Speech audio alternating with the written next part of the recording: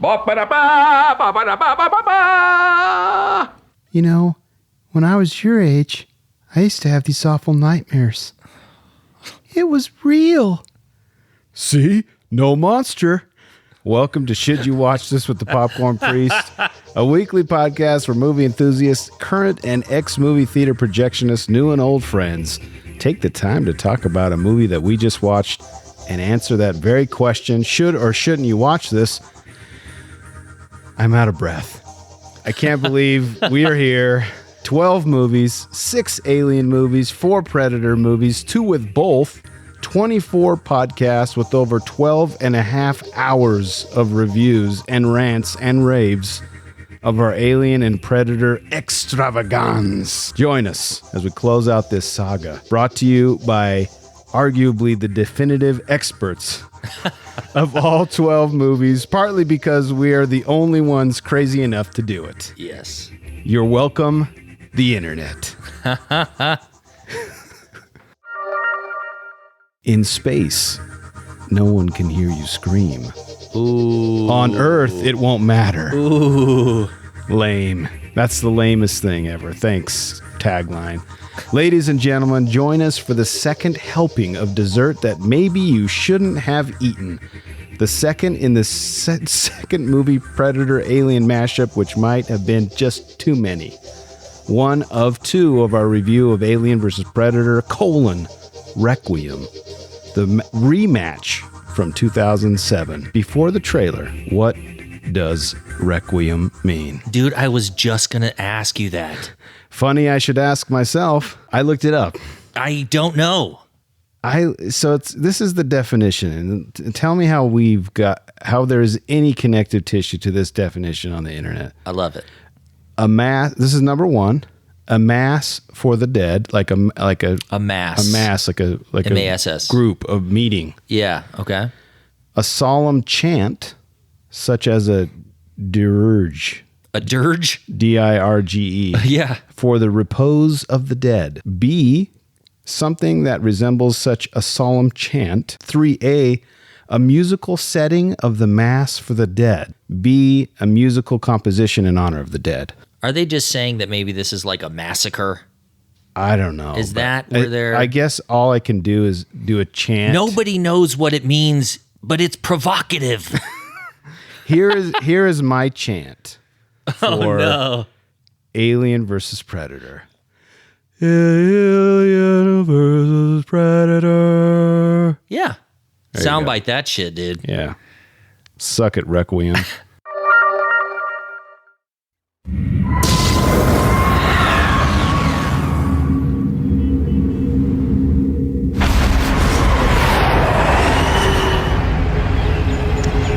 This part was cool. Oh my God.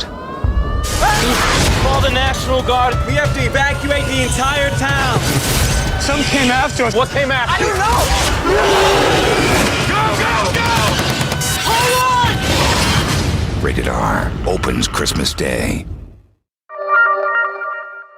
That makes it sound like there's all this tension, but it's so anticlimactic. Guess what? That is the best part of this movie. Yeah. Is that 30-second trailer. That's it. No, there's more than that. I mean, you might... I feel like we're going to have our roles reversed where I'm going to be defending a shitty movie. Yeah, you probably will, because I mean, spoiler alert, I cannot defend this movie. Joining me today is Mr. Why in the actual F did we do this? And reoccurring guest, Dr. Dare. What up? Thanks for having me. Yeah. Welcome to the show.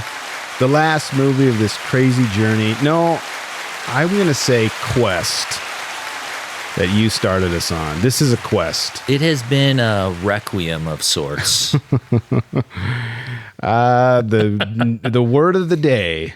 The description for this movie: warring alien and predator races descend on a rural Colorado town where unsuspecting residents must band together for any chance of survival. Again, garbage description, because I can't spoil this. Yeah, no spoilers. Okay. Even though we there might be vague spoilers in this one. There's nothing to spoil, FYI, but other than it's not great. But Yeah. directed by Colin Strauss and Greg Strauss, the Strauss brothers. They only directed one other movie called Skyline, which was hot trash. Dude, didn't they do like Nickelback? Yeah, they did a bunch of music videos. I love that Hollywood thinks, oh, these guys can do a music video, which, granted, what's the guy from Alien 3? He did a lot of music videos. He went on to do some great and stuff. he's awesome. So maybe you should, I don't know. You should have more rain on them than they had on these guys if they've never done a feature film, because this was poorly done in almost every way. I wonder if it was the opposite of Alien 3, where the studios was like, do whatever you want. That's exactly how it feels, where you've And it got still some was inexperienced crap. people who you can tell they had good intentions. Yeah. They tried hard. There's like a lot of connective tissue, and we've like been upset that there wasn't more, and it didn't belong in this one. No. It did. No. It felt very childish almost. Yeah. I mean, going back to the Strauss brothers, so that movie that they made was called Skyline. It came out while I was working at the theaters, Oh, nice. and I screened it, and it was the worst. It was not good. And after that, they haven't done anything again. I mean, they were planning on being big. At the end of the movie, all of a sudden, the movie ends, and it just goes plasters, bang. And it was like a sound effect too. Yeah, like Strauss like Bros. a metal sound. Yeah. Ching, the Strauss brothers, a Strauss brothers film. Like, you're not Quentin Tarantino. or the Coen brothers. You have to earn this. This is not the Coen. You're not the Coen brothers. Sorry, guys. That's exactly it. Top billed stars Reiko Aylesworth. How do we spell that one? Reiko. I think you got it. Reiko. Yeah. Ellsworth. Rico's. Stephen Pasquale and Sharika, He's kind of Epps. famous. who was uncredited. That's how bad this is. The top billed stars, one of the 3 top billed stars is uncredited.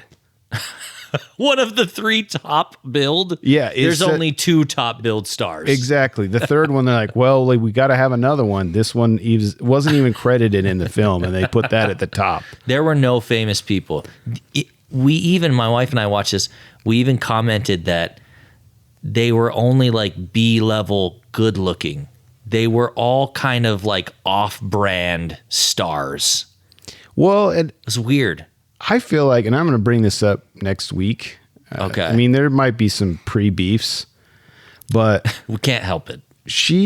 I feel like she was an attractive lady and highly underutilized in this film. I mean, They should have used her more. I think that's probably true. I think that the way they ultimately did utilize her is one of the best scenes in the movie. Yeah, we'll get to that. Yes. Okay. That's not a sexual reference, audience. No. Come on. Come on, guys. The runtime for this one is 1 hour and 34 minutes, which is the shortest of all 12 movies, which is probably fine. It felt long. It felt so long. Every scene was so drawn out, dude. It was so weird. Rated R for sure. For the wrong reasons. For the wrong, yeah. Rated wrong. I know that's a W. I know how to spell. I just can't pronounce things. Genre on Rotten Tomatoes says horror/action. And IMDb says action, adventure, horror, no sci-fi. Again. I mean, you have 2 alien species, so maybe there's something to do with sci-fi where it only works if you're off of the planet.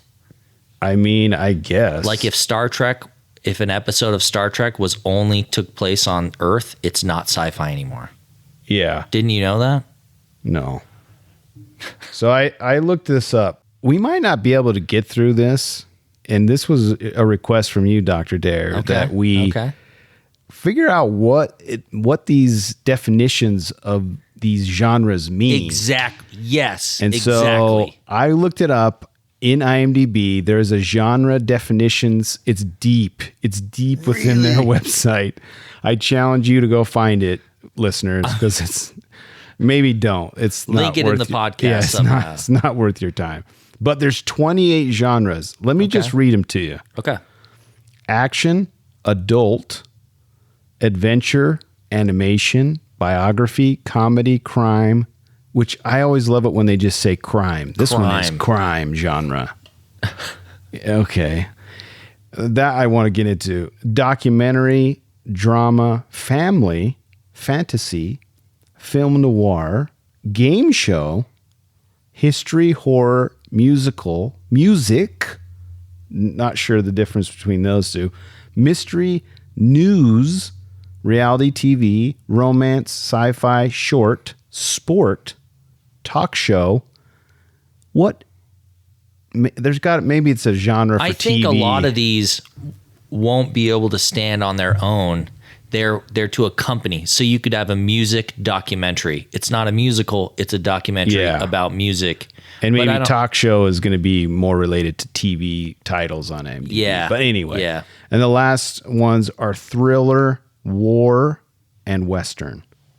So let's just take, for example, this one. IMDb says horror, let's see, action, adventure, horror, but no sci-fi. So let's go. Okay, let's do those. And then let's read sci-fi too. Yeah. Let's figure this out. Action, adventure, and horror. So action says should contain numerous scenes where action is spectacular and usually destructive. Often includes non-stop motion, high energy physical stunts, chases, battles, and destructive crises, floods, explosions, natural disasters, fires, etc. Note, if a movie contains just one action scene, even if prolonged, i.e. airplane accident, it does not qualify. What about like the movie Speed, where it's literally just one prolonged scene?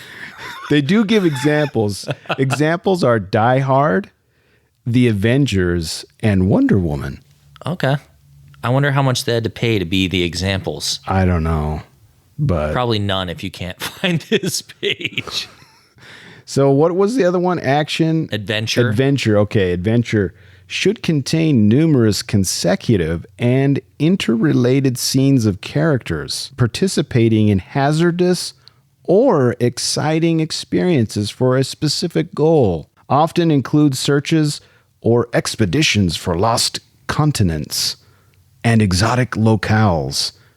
Characters embarking in treasure hunts or heroic journeys, travels, and quests. They're going to put National Treasure and Jumanji as the examples. I'm calling it. Let's see. Quest for the unknown. Not to be confused with action. Yeah. Which is crazy because they say this is action and adventure and should only sometimes be supplied with it. Okay. So they qualify themselves there.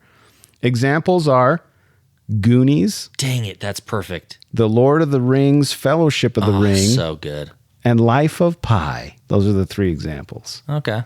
Those seem pretty good. I don't have beefs with them. I don't think this is an adventure though. Well, it depends on whether you deem the storytelling adequate. And I think it was definitely trying to be an adventure. It's an adventure for you to try to figure out what is going on. Yes, that's the adventure. Dude, I just want to spoil so much. But all right, let's go into horror. Okay, horror. Should contain numerous consecutive scenes of characters effecting a terrifying and or repugnant narrative throughout the title. Note, not to be confused with thriller, which is not usually based in fear or abhorrence. Okay. Examples are The Shining, or some may pronounce it The Shinning, Halloween, Shut up, dude. And A Quiet Place. Wait, it's saying Halloween is a horror and not a thriller? Halloween, the movie from 1978, is a horror movie. Man, I feel like that's a bad choice because that's a horror movie. It is a horror movie, but they made the differentiation between horror and thriller. Maybe pick ones that aren't also a thriller. Yeah. I don't know. And then the last one, which they say it's not, they don't include. Or they don't include, it's for sure a sci-fi. Numerous scenes and or the entire background for the setting of the narrative should be based on speculative scientific discoveries or developments, environmental changes, space travel, or life on other planets. I mean, it checks every one of those boxes. Yeah, we'll get to that too. There's so many things I want to talk about, but I have to say it right. We get to see the Predator planet for the first time in 12 movies. We get to see Predator. The only time. First and only time. Yeah. So it's for sure sci-fi. Examples are Star Wars, The Matrix, and Alien. And Alien, dude. It uses it as an example, but doesn't include it. Yeah, it's Alien versus Predator. You have one of those in the title. Maybe they can only have 3. And adventure, it's definitely more adventurous than it is science fiction. Yeah. Bro, I feel like you've uncorked Pandora's box. With what? With this. I feel like we're going to be revisiting this many times. I love it. We might even do a mini episode. A mini episode that we'll just break all of that down. Maybe. I think it'd be fun. We might get 2 downloads on that one. We're going to do it for you too. Yeah. Okay.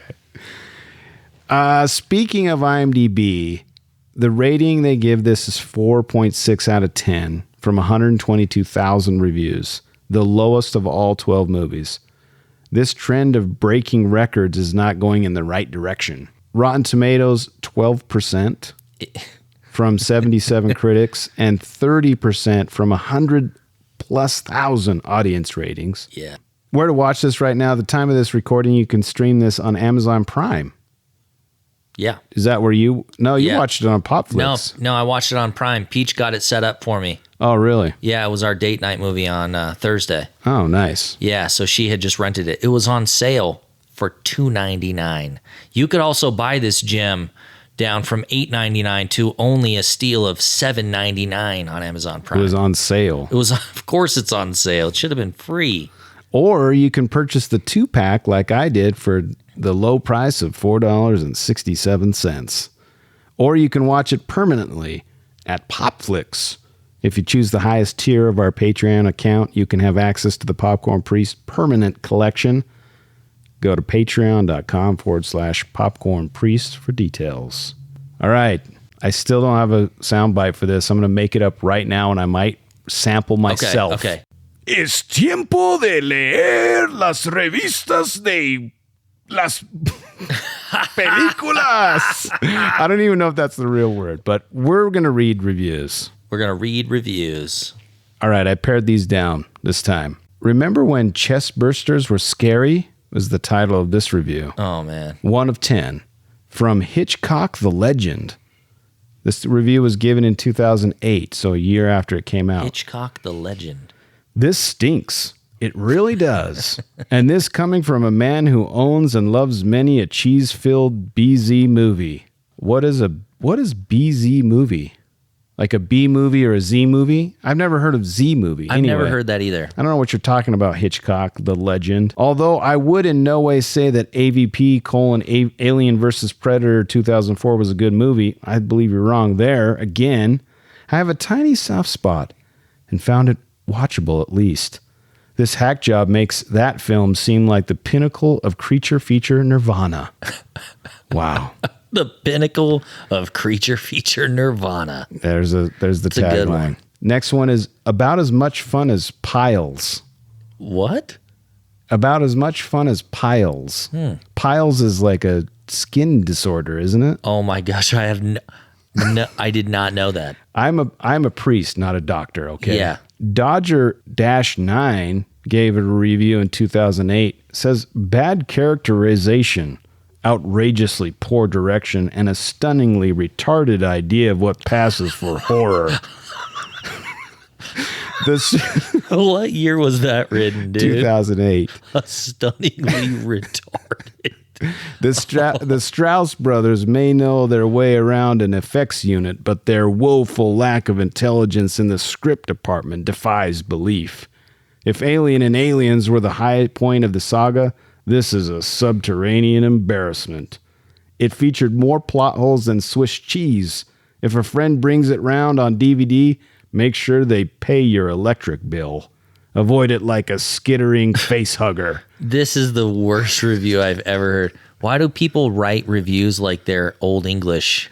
I don't know. And then henceforth I shall never. Maybe I should read it like that.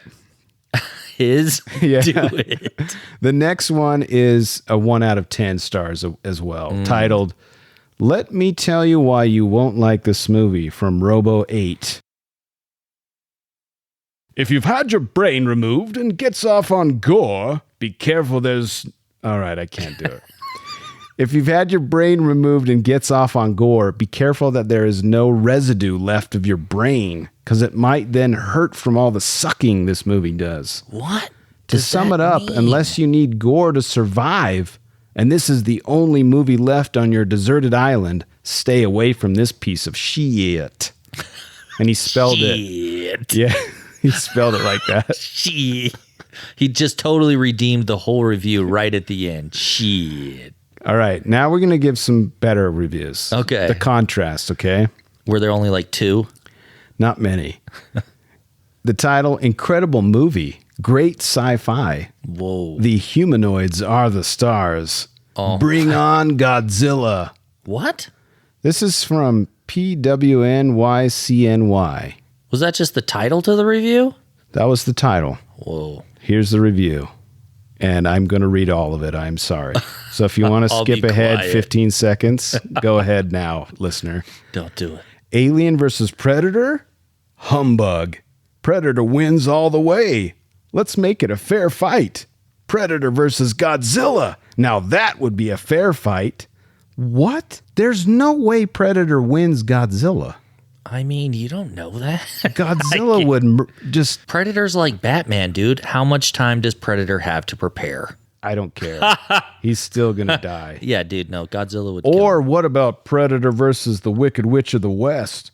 Or Predator versus the Terminator? Or Predator versus that huge flying saucer from Close Encounters of the Third Kind?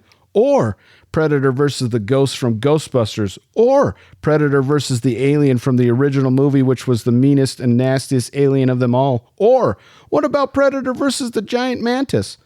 Or Oh my Predator gosh. versus the original Frankenstein creature? Or what about Predator versus Gort from the day the Earth stood still? Or Predator versus the Thing from another planet? Or Predator versus the Invisible Man, who also had a very you have to nasty stop. disposition? Or You can't Predator keep versus going. the Mummy? Or Predator versus giant bugs from the you can't Starship keep going. Troopers? No, I'm going. And what about Predator versus the Martians from the War of the Worlds? Or Predator versus T-Rex and company from Jurassic Park? Or Predator versus King Kong? King Kong would have squashed them aliens. That's the end. Thank you, Jesus, for What is up with these people? He loved this movie. That was his review. Is he suggesting that he just wants movies of all of those duels? I have no idea. 10 out of 10. Here's What was another that guy's one. name? PWNYCNY, all caps. Cool. Ponisenway. Thanks for the review, buddy. Frosty Glasses McGee gives this a 10 out of 10. Frosty. Don't let this Dude. deter you, my friends. It's probably from people looking for something in the wrong place, you know. Also, the effects were quite good. I watched it thinking it came out this last year, and I somehow missed it, and was astonished to find I was more than 7 years off. Has nothing to do with the movie. Frosty Glasses Thanks, McGee Frosty Glasses gives it McGee. a 10 out of 10. It's not a 10 out of 10. I think this brings us to the hottest segment in podcasting right now. Should or shouldn't you watch this? Here we go. 5 reasons why you should watch this. Why you should. This is why you should. I'm so pumped. Listen to all of it, and then Okay. and then we'll get there. Number 1, if you don't want to see much of the action and really don't want to see any of the creatures that you turned this on for. Yeah. And okay, for the first time in the history of Should You Watch This, this is a pre-beef. And I don't even care. In one of the movie's behind-the-scenes featurettes, Director of photography Daniel Pearl stated that he wanted to visually differentiate this movie from its predecessor, Alien vs. Predator, which is, you're on the wrong track already because that one was great. Yeah. Which he criticized for its use of fixed cameras. No. With What? wide shots and excessively bright lighting. He criticized the wide shots? And bright lighting. Because in his opinion, this revealed way too much of the creatures. Okay, listen, Daniel Pearl. This is 11 movies into, I guess not when it was released, but at least 9 movies into this 2 franchises. We don't need any more mystery, Mr. Pearl. That is the coldest take I've ever heard on anyone's own job. This dude is bad. That is the worst take I've ever heard. He reasoned that monster horror works better in dark environments with documentary-style photography. Pearl employed handheld cameras and dimly illuminated sets to get the desired effect. And boy, did he. Ironically, the film would later be criticized mostly for its overuse of shaky cam and excessive murky lighting, with people complaining that they couldn't see much of the action. Also, directors Colin Strauss and Greg Strauss wanted the film to be in 3D. However, the idea was dropped because it would be too expensive and too dark for the projection. Can This you man imagine? single-handedly ruined any chance of this being good at all. I mean, can you even imagine? Do you remember when 3D was popular? Yeah. When you walk into the theater, it's dark. Then you see the little screen go across when the projector is ready for the 3D film to start. Then you pop your glasses on. You've got multiple layers between you and the actual screen. Then they bump the brightness up because it's always too dark. Even if the director says not to, all theaters did. I did when I was working at the theater. Yeah, I bet. And then you just can't see anything. So he's like, "Oh, we wanted to do 3D, dude. It would have just been black. It would have been like a." They wouldn't have even noticed. It would have just like made people go cross-eyed for no reason. Well, no, all you'd just be hearing is like the opposite of a silent film. You would just be hearing the audio and nothing. You wouldn't even be able to see anything. All right. Film is supposed to take place. Okay, here's another pre-beef. The film is supposed to take place in Gunnison, Colorado, but was filmed in Vancouver, Canada, which looks Pacific Northwest, wet and wooded, not Rocky Mountains, high and dry. The entire third act of the film takes place at night during one long rain shower, which also adds to the darkness of this stupid film. When it only typically rains in Gunnison for less than an hour in the early afternoon for about 2 weeks in September. Listen, we're still in number 1. I know. I mean, what did you do to even try to see it? Can you describe your process? I went on my TV. Okay, so it was nighttime. Yes. It was nighttime, so it's dark. Yeah.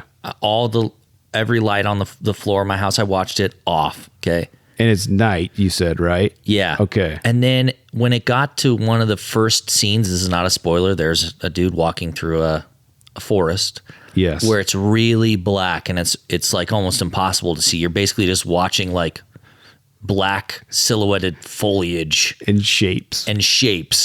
I paused it and I went into my picture settings and I blasted the I did that brightness.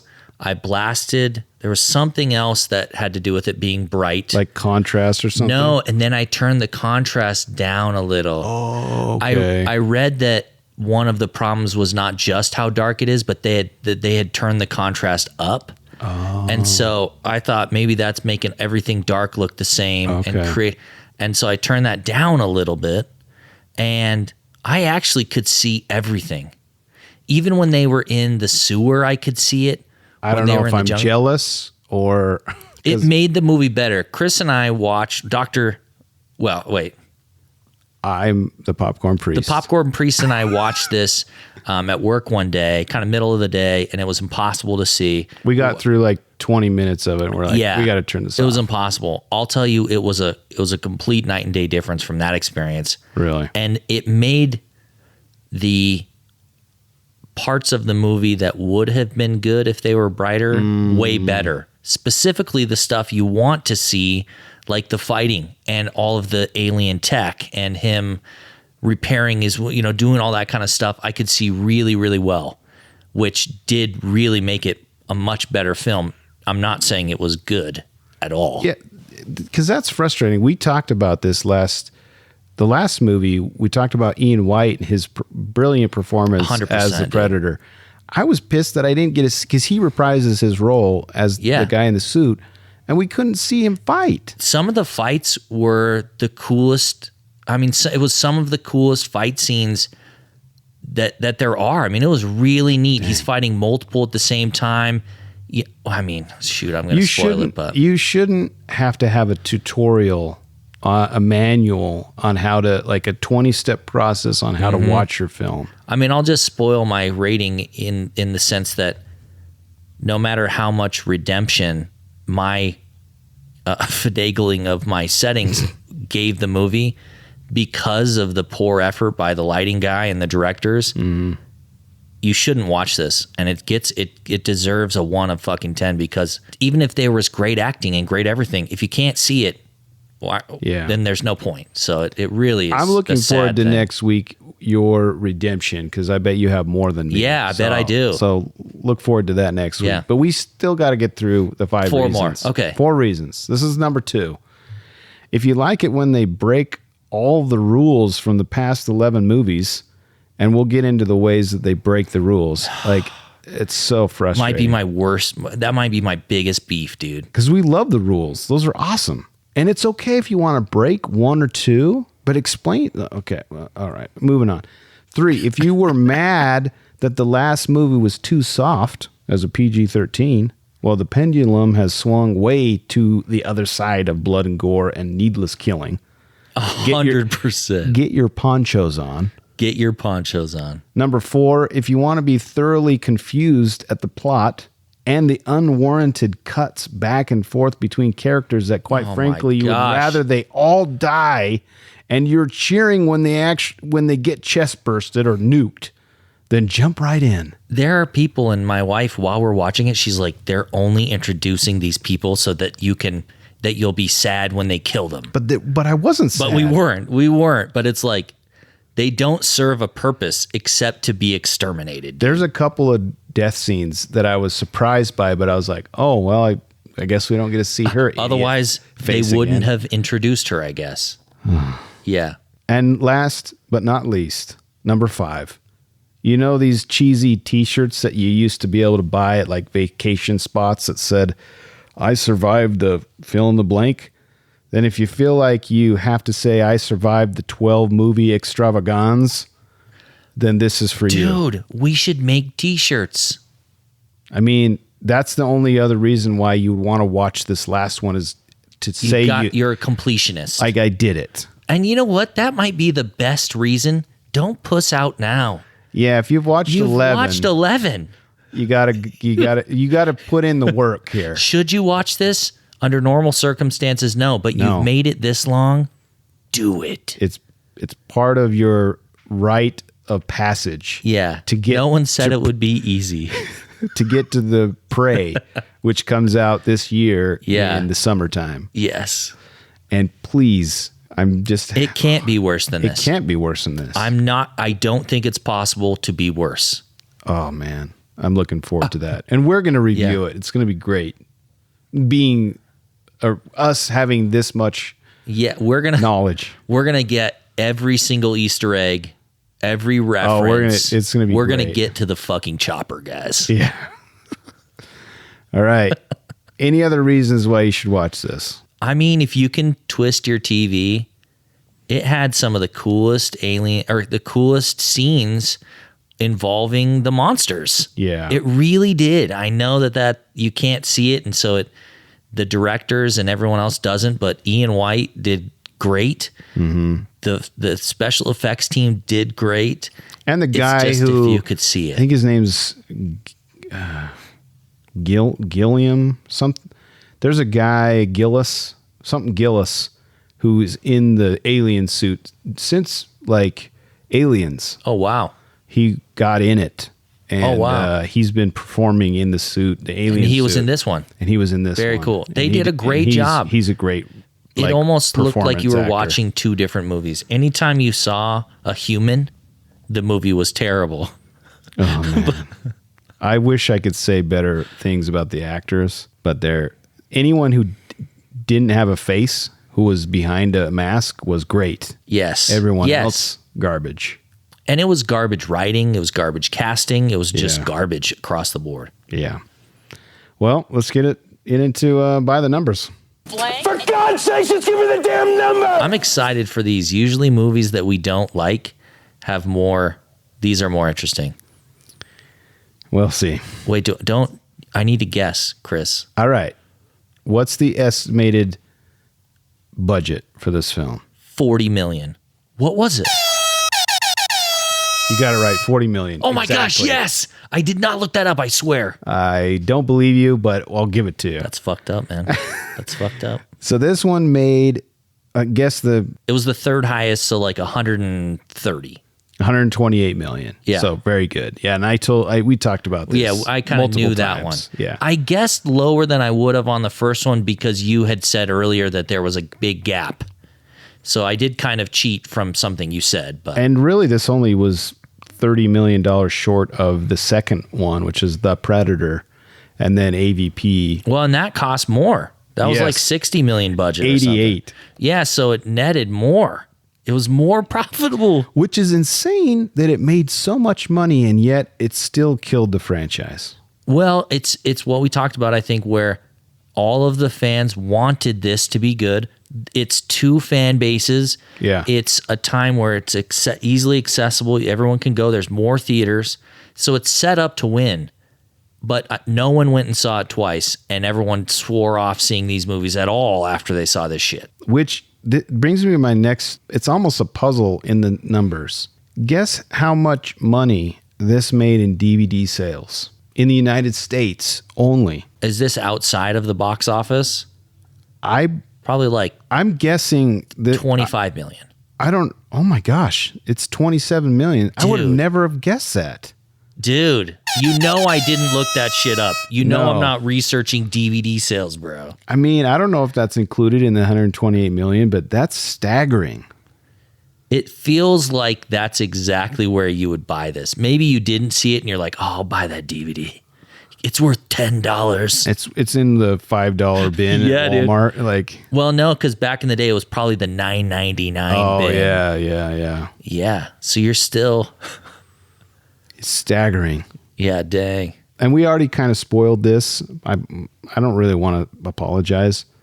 At around the 5-minute mark, this is the first movie, and like you said, the only time that features a scene of the Predator's home planet.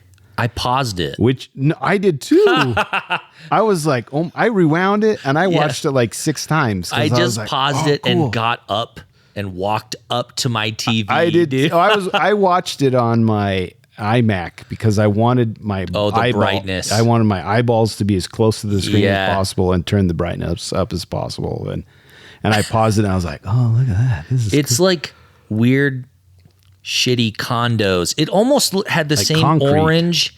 Yeah, it almost had the same orange as Total Recall. yeah. Like It did feel it like was kind of weird. like an Alien Total Recall. Yeah. Or a Predator Total Recall. I think that might be the 6th reason to watch it is just it adds to the lore. If you watch this and I'm going to rewatch these movies. These aren't the last time I'm going to watch it. I might not watch. There's some of them I won't watch again. we might not watch this one. Yeah, but it was worth watching it this one time because Yeah. now when I see the Predators, I'm imagining them Yeah, I know. controlling some shit from their home Yeah. world. Oh, that guy just came. He came from his weird little condo that has his sports, ship. ship was dope. It was so cool, very dude. cool. A little one, and then when he gets, wow, man, Yeah. this is part 1. I kind of already. This is another little bit of a spoiler too. But the atomic bomb. I already said nuke previously, so I'm not apologizing. The atomic bomb used to blow up the town at the end of the movie, which they probably should have just nuked the negative of this film. is shown to have a blast yield of 200 kilotons, about 10 times more powerful than the one used on Nagasaki, Japan. Are you shitting me? That's what it says here. Because of the blast yield, because they show it on the map. Yeah. Some neckbeard probably figured that out. Oh, I love it. But That's my kind of neckbeard. 10 times more powerful than the one used on Japan. I'll save that. We'll definitely talk about that more later. The film takes place 218 years before Alien, the first film from 1979. And here is, I had a hard time finding the body count, and it varies Wildly, so much. I bet. But what's the body count? Is it just total creatures? Yeah, so this includes, okay. Does it include face huggers? So there's two numbers. One number only includes predators for some reason and humans. And then the second number that I have, it includes predators, aliens, and face huggers.